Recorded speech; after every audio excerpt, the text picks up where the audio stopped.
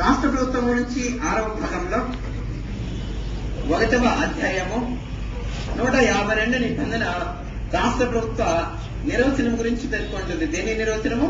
రాష్ట్ర ప్రభుత్వ నిర్వచనం గురించి పేర్కొంటుంది.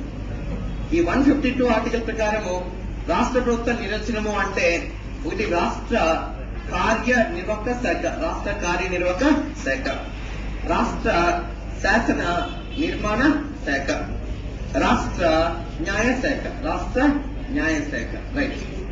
మళ్ళీ రాష్ట్ర కార్యనిర్వాహక శాఖ అంటే ప్రధానంగా ఇక్కడ గవర్నర్ వస్తారు, గవర్నర్, నెక్స్ట్ ముఖ్యమంత్రి మరియు మంత్రి మండలి వస్తుంది, అడ్వకేట్ జనరల్ వస్తారు, అడ్వకేట్ జనరల్.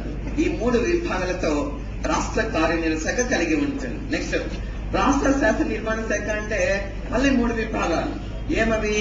రాష్ట్ర గవర్నర్ వస్తారు, టెక్నికలీ రాష్ట్ర గవర్నర్, రాష్ట్ర విధాన సభ వస్తుంది, విధాన సభ లెజిస్లేటివ్ అసెంబ్లీ, నెక్స్ట్ రాష్ట్ర విధాన పరిషత్ వస్తుంది. ఈ 3 విభాగాలను రాష్ట్ర శాసన నిర్మాణ శాఖ అంటారు. నెక్స్ట్ రాష్ట్ర న్యాయశాఖ అంటే ప్రధానంగా హైకోర్టు, హైకోర్టును ప్రధానంగా రాష్ట్ర న్యాయశాఖ అంటారు. కాబట్టి ఇలా రాష్ట్ర ప్రభుత్వం అంటే ఎన్ని విభాగాలు? 3 విభాగాలు. ఏ ఆర్టికల్ పేర్కొంటుంది? 152 ఆర్టికల్. ఈ రాష్ట్ర ప్రభుత్వ విభాగం కింద 152 ఆర్టికల్ కింద రాని రాష్ట్రం ఏది అని అడుగుతారు. ప్రశ్న లేదా ప్రశ్న చూడండి. 152 నిబంధనల ప్రకారము అధికరణ ప్రకారము భారతదేశంలోని రాష్ట్రాల సంఖ్య ఎంత అనేది ప్రశ్న. అర్థమైందా? 152 నిబంధనల ప్రకారము భారతదేశంలోని రాష్ట్రాల సంఖ్య ఎంత? ఓకే, 29, 28, 27, 14. ఓకే, 14. ఏది కరెక్ట్ అవుతుంది? 28 అంటే ఏది రాదు? జమ్మూ కాశ్మీర్. ఎందుకని? ఈరోజు పేర్కొన్న ఆర్టికల్ ఇది 152 ఆర్టికల్ పేర్కొందా? పేర్కొన్నదాన్ని. నెక్స్ట్ ప్రశ్న ప్రజెంట్ భారతదేశంలో ఉన్న రాష్ట్రాల సంఖ్య ఎంత? 29. నెక్స్ట్ ఇది లేదు. ఓకే, ప్రారంభం అంటారు. ప్రారంభం అంటే ఎప్పుడు? 1950 భారత రాష్ట్రము అమలులోకి వచ్చినప్పుడు. ప్రారంభంలోని దేశంలోని రాష్ట్రాల సంఖ్య ఎంత? నాకు చూడ నేను తింటే కపాలం పగిలిపోయింది కదా, శివుడు రక్తం కారుతుంది. బాగా విను. ప్రారంభంలో భారత రాజ్యాంగం అమలులోనికి వచ్చినప్పుడు 1950లో అని అర్థం. దేశంలోని రాష్ట్రాల సంఖ్య ఎంత? 29. 29 అనంత కాదంట్రా. అది ఎట్లా ఉండేది?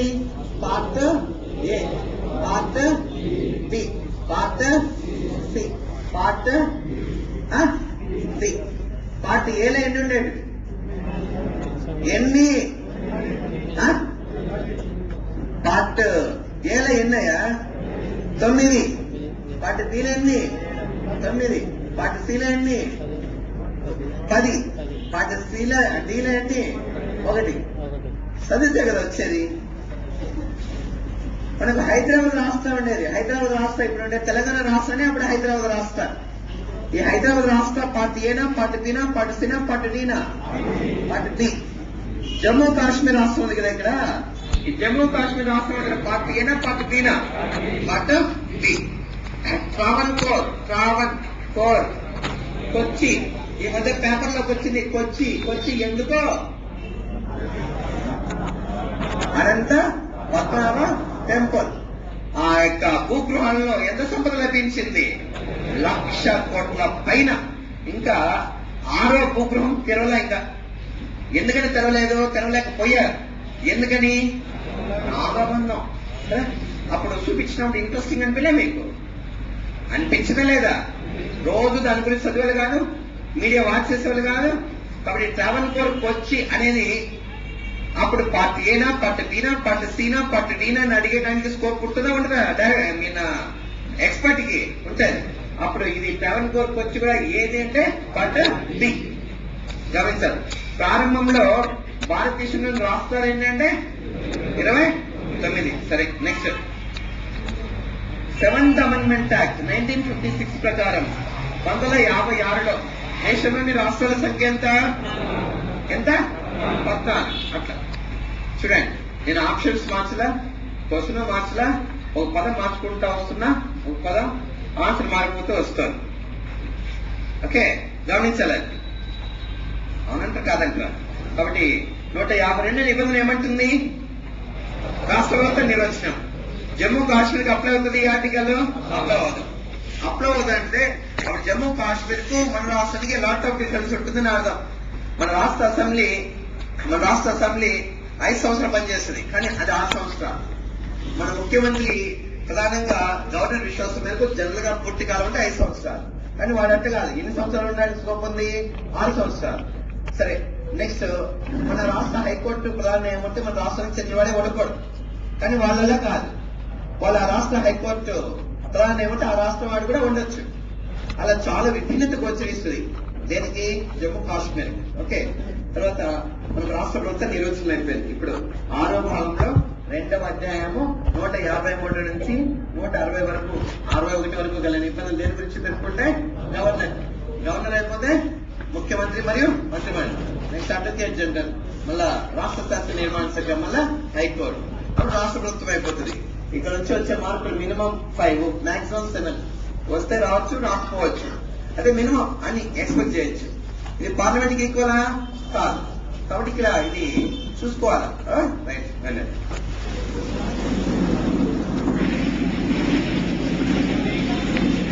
రేపు నేనే వస్తాలే. రైట్,